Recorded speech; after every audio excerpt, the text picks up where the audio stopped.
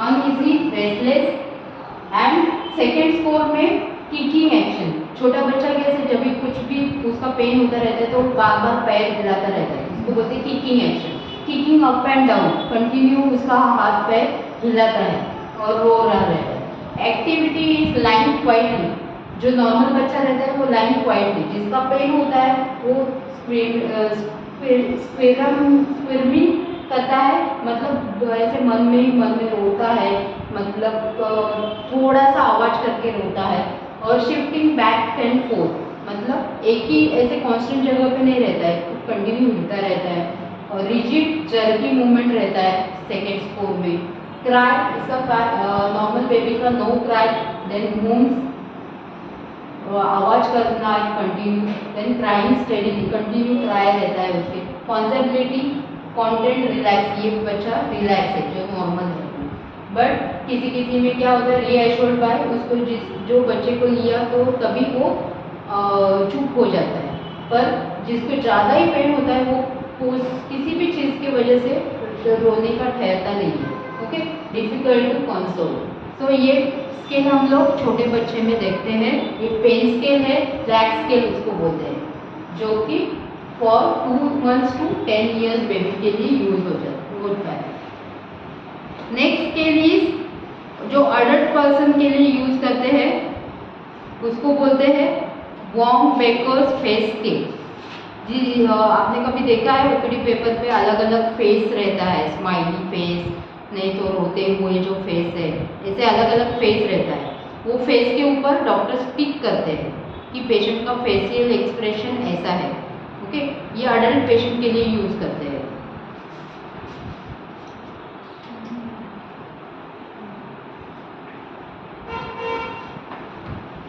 Warm-bakers face scale.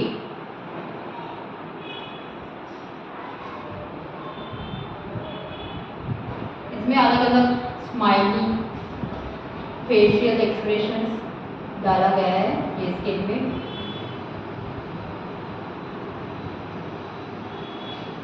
इसको बोलते हैं वेरी हैप्पी।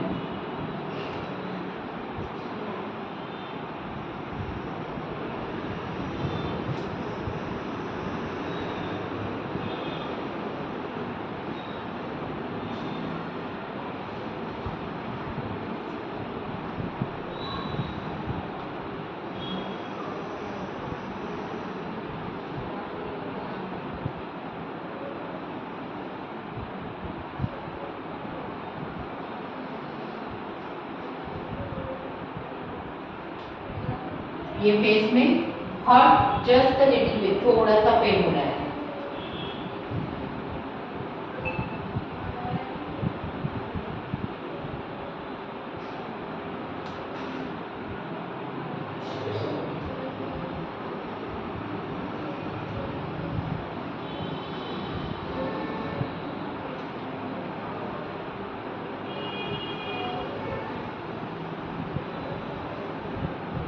थोड़ा ज़्यादा पेन हो रहा है, hurt a little more.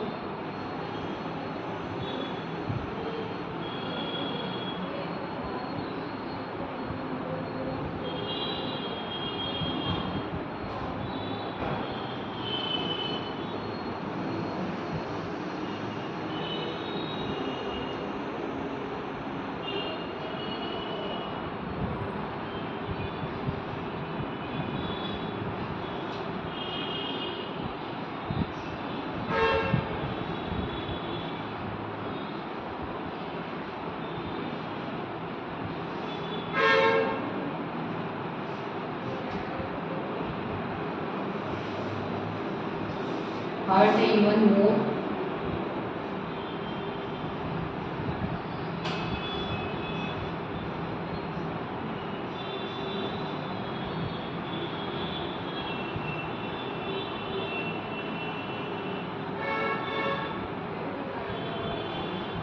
Hurt a lot.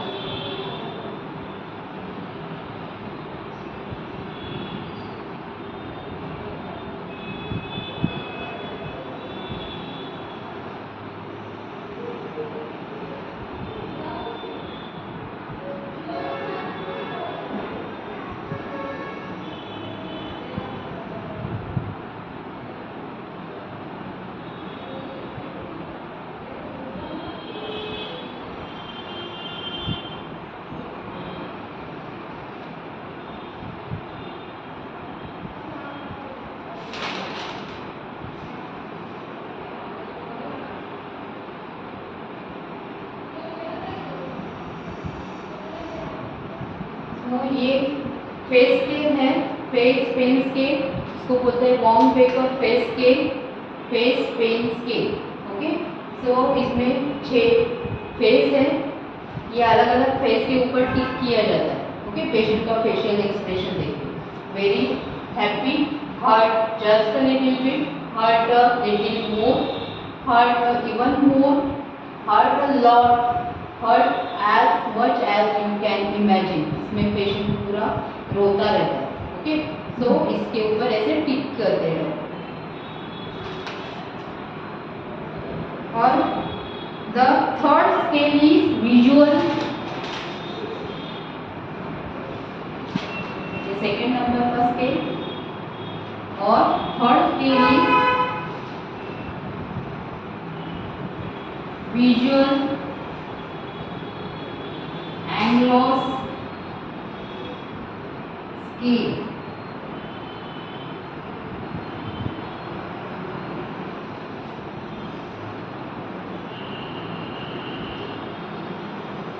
ये 8 years to 15 years चाइल्ड के लिए यूज करते हैं, जो सेल्फ रिपोर्ट करते हैं, डॉक्टर को बता सकते हैं कितना पेन हो रहा है, सेल्फ रिपोर्ट कर सकते हैं। इसको अलग नाम भी है न्यूमेरिक रेटिंग स्केल। मोस्टली ये एग्जाम में पूछा जाता है, numeric rating scale.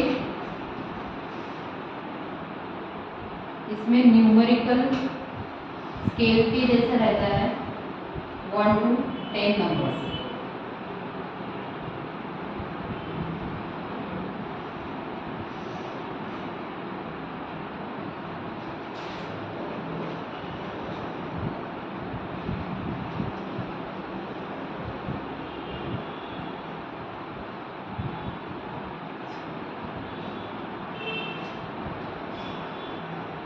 One two 3 mild pain, 1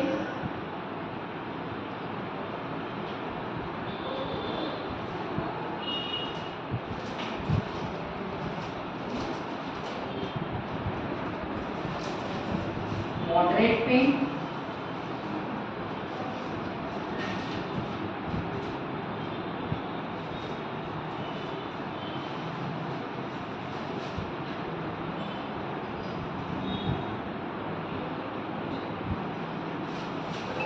severe pain, और इससे भी ज़्यादा रहेगा तो वर्स्ट पेन।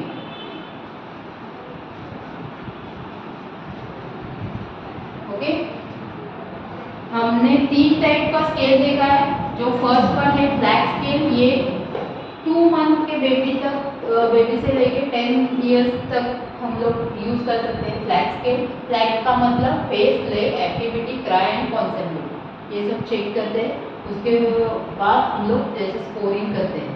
ओके, पेशेंट का पेन कितना है। सेकेंड स्केल इज वॉर्म बेकर स्केल, फेस स्केल। इसमें 6 चेहरे हैं, उसके वो एक्सप्रेशन देख के ये चेहरे पे टिक किया जाता है। Then third one is visual एंग्लो स्केल, इसको अलग नाम है numeric rating scale. 8 years to 15 years child के लिए यूज किया जाता है, जो सेल्फ रिस्पॉन्ड करता है, डॉक्टर को बता सकता है कि कैसे पेन हो रहा है, कितना ज़्यादा हो रहा है। तो 1 to 3 नंबर के लिए माइल्ड पेन है, थोड़ा सा पेन। 4 to 6 मॉडरेट पेन, उससे थोड़ा सा ज़्यादा पेन। 7 to 10 सीवियर पेन, और जो वर्स्ट पेन है, कुछ भी मेडिसिन लेके भी रुकता नहीं है, उसको बोलते हैं वर्स्ट पेन, वो 10 से ज़्यादा स्केल। ठीक, these are the scales used for the pain.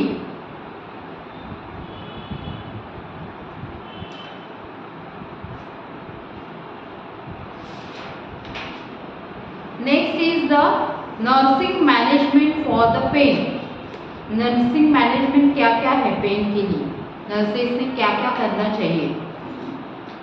There are multiple pain assessment tools available for determining the quality and quantity of pain. ये हम लोग टूल्स है, ओके, ये टूल्स यूज करते हैं। स्केल है, इसको बोलते हैं। 3 टाइप का मोस्टली स्केल यूज करते हैं। आईसीयू में बिहेवियर पेन स्केल यूज करते हैं, उसमें पेशेंट का आईज का एक्शन, मूवमेंट्स, हाथ पैर का मूवमेंट्स इसके ऊपर डिपेंड रहता है, उसको बोलते हैं बिहेवियर पेन स्केल। ओके, ये 3 टाइप का पेन का स्केल है वो जो ओपीडी में यूज करते हैं। First one, the natural pain makes the objective measurement impossible. The first pain history, patient का पेन हिस्ट्री लिया जाता है असेसमेंट में। नर्सिंग असेसमेंट की कैसे करना है, फर्स्ट पेशेंट का हिस्ट्री, ओके, पेशेंट का assessment. While taking the pain history, the nurse must provide an opportunity for client to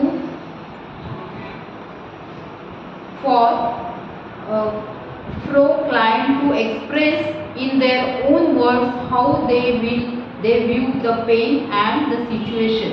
patient को एक्सप्रेस करना है, पेशेंट खुद ने बताना है कितना पेन हो रहा है, कैसे पेन हो रहा है, तभी क्या क्या होता है, साइन सिम्टम्स क्या क्या होते हैं। कोई किसी को पेन की वजह से वॉमिटिंग होता है, नॉशिया फीलिंग होता है, ओके। सो ये सब सिचुएशन पेशेंट को खुद एक्सप्लेन करके देना चाहिए। This will help the nurse to understand the what the pain means to the client. इसके वजह से नर्सेस को अंडरस्टैंड होता है, पेशेंट को मीनिंग पता चला है पेन का और क्या क्या होता है। And how to patient overcoping with it. And the initial pain assessment of someone in severe acute pain may consist of only a few questions: previous pain treatment and effectiveness. इसमें पहले भी pen हुआ था या नहीं और कैसे pen हुआ था, उसके बाद आपने क्या क्या ट्रीटमेंट किया था, क्या इन्वेस्टिगेशन किया था, ये सब पूछा जाता है, ठीक है। Next is the location of the pain. Location पूछा जाता है, कहाँ पे पेन हो रहा है आपको। Nurses need to ascertain when the client experience a pain chart consisting of drawing of the body and the body parts। इसमें क्या किया जाता है, जब भी आप सर्जिकल वार्ड में जाते हो, अपेंडिसाइटिस, आपको जब भी अपेंडिक्स की वजह से पेन होता है, तभी डॉक्टर्स क्या एक ड्राइंग निकालते हैं और आपको पूछते हैं एब्डोमेन में किधर पेन हो रहा है। जब आपने बोला है राइट साइड में नीचे की तरफ पेन हो रहा है, तो वो डॉक्टर क्या करता है, इधर ऐसे ये करता है, क्रॉस करता है, मतलब आपको इधर पेन हो रहा है, ऐसे ड्राइंग निकलता है।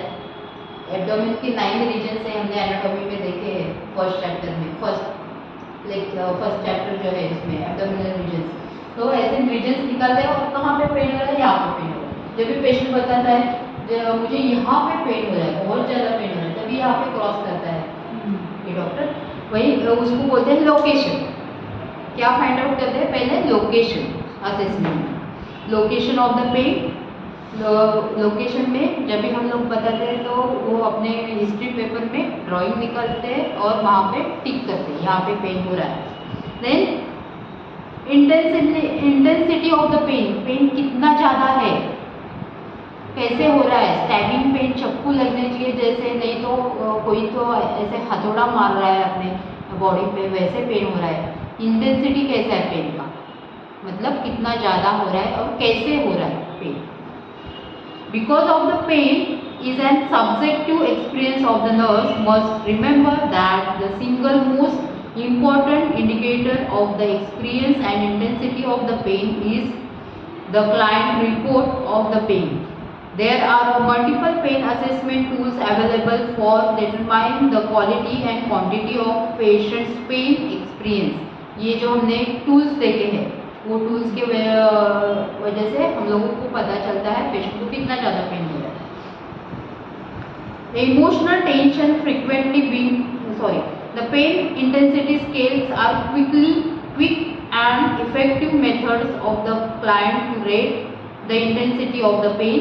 These scales can be used in written and verbal form. ये ऐसे रिटन फॉर्म में ये स्केल निकाला जाता है और वैसे इंटेंसिटी पता चलता है, ठीक है। Next is the precipitating factors. Precipitating factors क्या है, किसको किसको क्या होता है, कुछ अलग सा स्मेल आता है और उसके वजह से हेडेक स्टार्ट होता है। माइग्रेन पेशेंट्स में वैसे साइन सिम्टम्स रहते हैं, कुछ भी जो स्ट्रॉन्ग स्मेल आने की वजह से, परफ्यूम का रहने दो, नहीं तो कोई अगरबत्ती का स्मेल रहने दो, उसकी वजह से किसी किसी को पेन होता है। ओके, उसको बोलते हैं प्रेसिपिटेटिंग फैक्टर्स, किस वजह से पेन हो रहा है। ठीक है, प्रेसिपिटेटिंग फैक्टर्स क्या है? सर्टेन एक्टिविटीज समटाइम्स प्रेसिड पेन, किसी किसी को कुछ एक्टिविटी करने के बाद पेन होता है, एक्सरसाइज करने के बाद पेन होता है, किसी किसी को धूप में जाने की वजह से पेन होता है, बहुत ज़्यादा धूप में खड़े रहने की वजह से पेन होता है।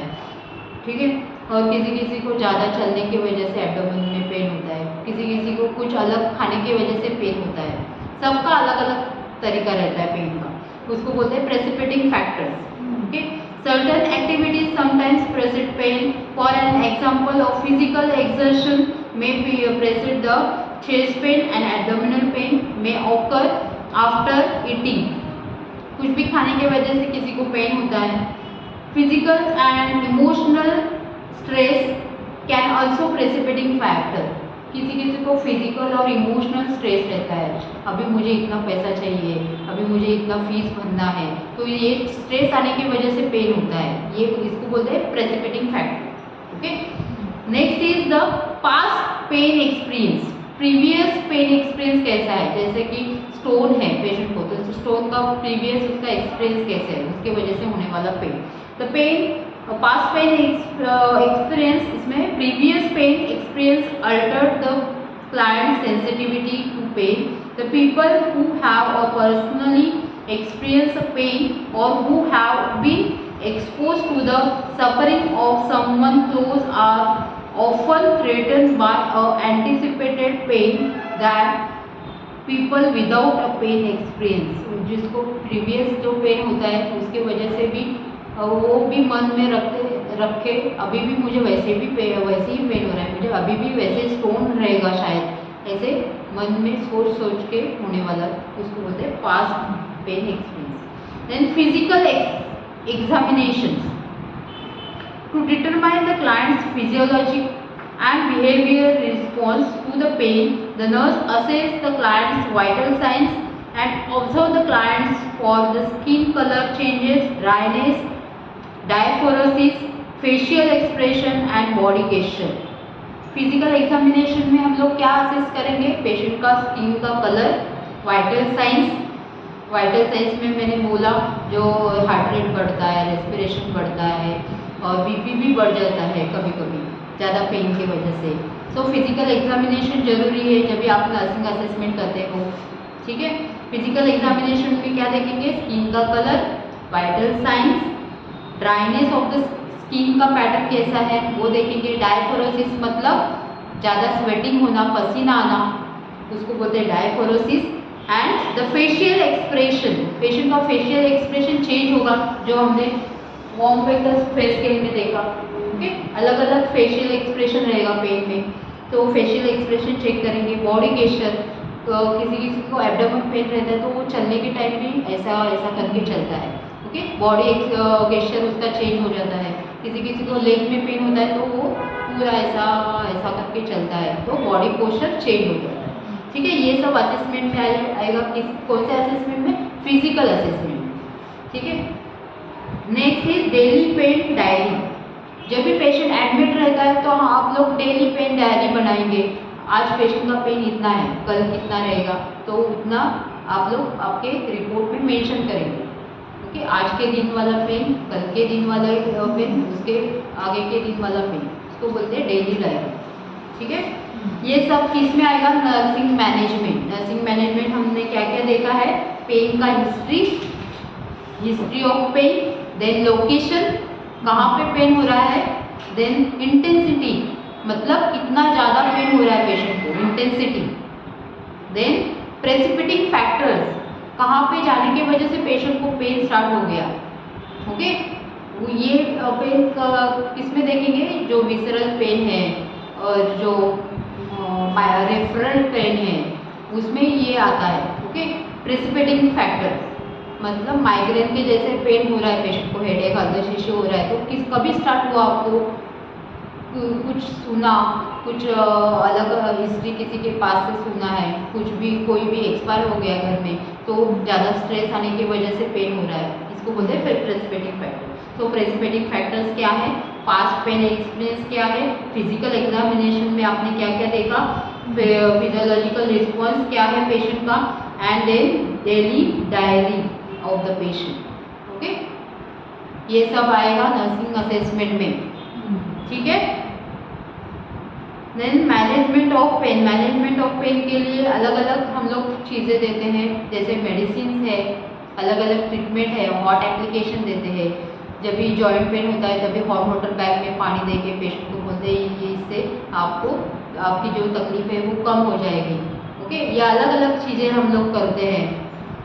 सो management of pain, non pharmacological pain relief measures, मतलब कुछ भी मेडिसिन यूज़ न करके आप पेन कैसे रिड्यूस कर सकते हैं, पेशेंट का पेन कैसे कम कर सकते हैं। उसमें फर्स्ट है रिलैक्सेशन, पेशेंट को बोलना है रिलैक्स बैठो, कुछ भी माइंड में मत लाओ। ओके, उसको बोलते हैं relaxation. Relaxation is the mental and physical freedom, कुछ अलग सोचो, जो चीज़ आपको पसंद है उसके बारे में सोचो, ऐसे हम लोग बोलेंगे बिना दवाई दिए। ओके, बिना दवाई दिए पेशेंट का पेन कैसे रिड्यूस करना है, वो किस में आएगा, नॉन फार्माकोलॉजिकल पेन रिलीफ। उसमें फर्स्ट है relaxation. Next is distraction, patient का माइंड डाइवर्ट करना, कुछ भी दिखा के, कुछ अलग कॉमेडी सीन दिखा के पेशेंट का माइंड डाइवर्ट कर देना, ठीक है, उसको बोलते हैं distraction. Distraction teaches the client to focus attention on something other, वो पेशेंट का फोकस कुछ अलग जगह पे लेके जाना, उसको बोलते हैं distraction. Distraction along may relieve the mild pain, but it is best use before the pain begins as soon as there after.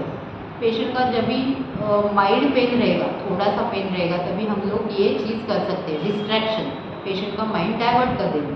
Next is the guided imaginary, उनको बोलेंगे कुछ इमेजिन करो, मन में कुछ अलग सोचो, जो आपको पसंद है उसका चेहरा लाओ और कुछ अलग सोचो, उसको बोलते हैं guided imaginary. In guided imaginary the clients create a image और pictures of sites, sound, taste, कुछ अलग सोचो। जिसको खाने की चीज़ पसंद है तो उसको बोलना है कुछ अलग डिश आपके सामने लाओ और वो चीज़ के बारे में सोचो, तो आपका उनका मन डाइवर्ट हो जाएगा, माइंड डाइवर्ट हो जाएगा।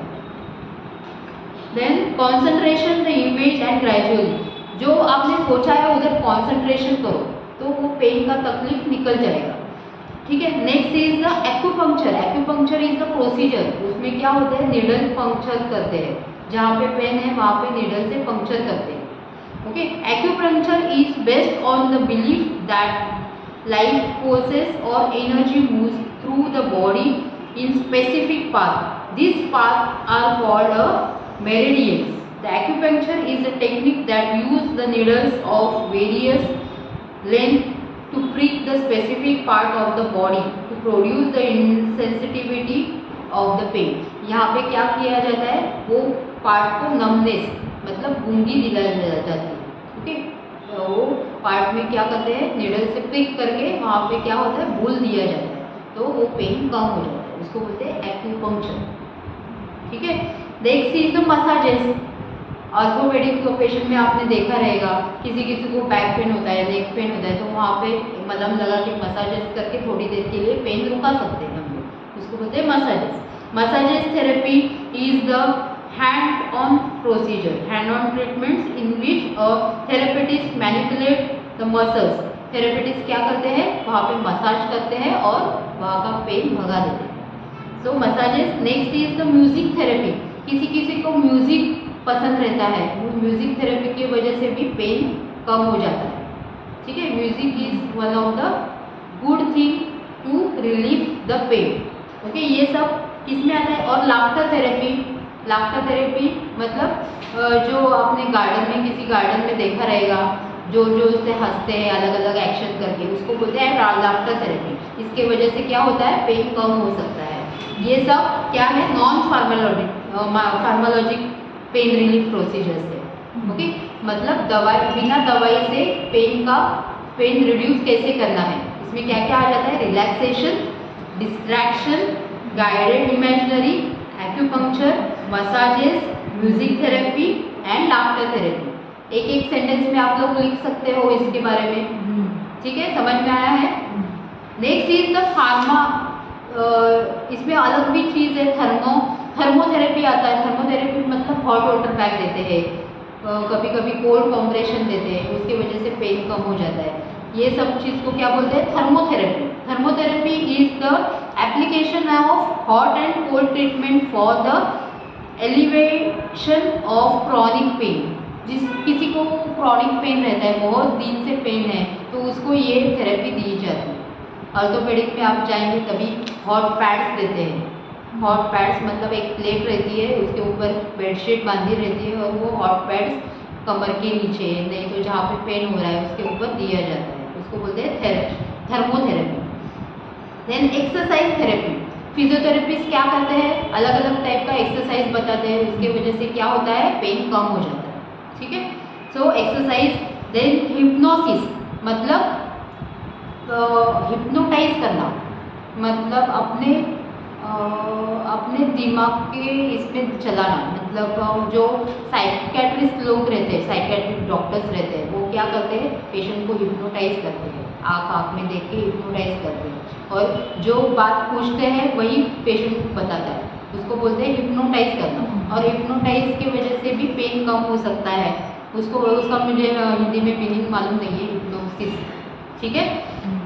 Next is the biofeedback. It is the behavioral therapy that involves giving the individual information about the physiologic response and way to exercise the voluntary control over the response.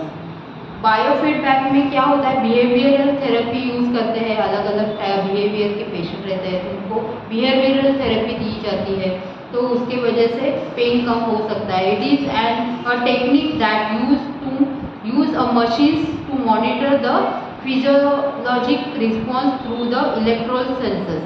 इसमें machines use की जाती है, जैसे gym में जाते हैं, gym में अलग अलग मशीन्स रहती है, तो ऐसे मशीन्स यूज़ करके पेन को रिड्यूस किया जाता है, ओके, उसको बोलते हैं बायोफीडबैक।